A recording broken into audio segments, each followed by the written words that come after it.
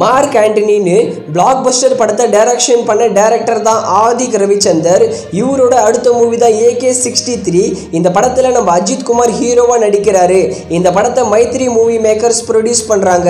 தேவி ஸ்ரீ பிரசாத் இந்த படத்துக்கு மியூசிக் போடுறாருன்னு 2 மந்த்துக்கு முன்னாடியே அஃபிஷியலான அனௌன்ஸ்மெண்ட் வந்திருந்தது.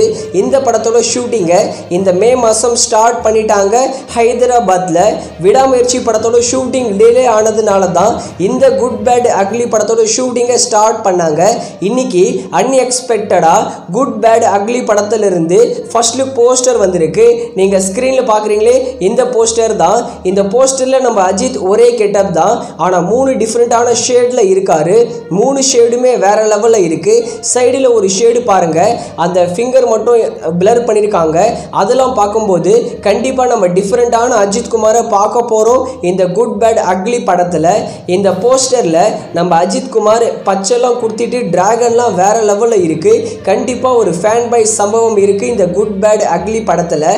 இந்த படத்தை வர 2025 பொங்கலுக்கு தியேட்டர்ஸில் ரிலீஸ் பண்ணுறோம்னு அஃபிஷியலாக சொல்லியிருக்காங்க. மறுபடியும் கன்ஃபர்மேஷன் பண்ணியிருக்காங்க.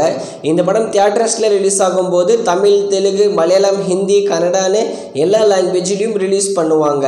அடுத்து கருடன் நம்ம வெற்றிமாறன் ஸ்டோரியில் சூரி நடிக்கிற படம்.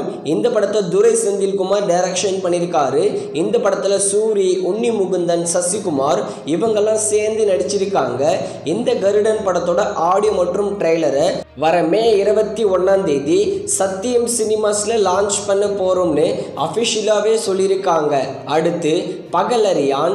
இந்த படத்துல 8 தோட்டக்கள் ஜிவி படத்துல நடிச்ச வெற்றி தான் ஹீரோவா நடிச்சிருக்காரு. இந்த பகலரியான் படத்தை வர மே 24 தியேட்டர்ஸ்ல ரிலீஸ் பண்றோம்னு அஃபிஷியலாவே சொல்லியிருக்காங்க.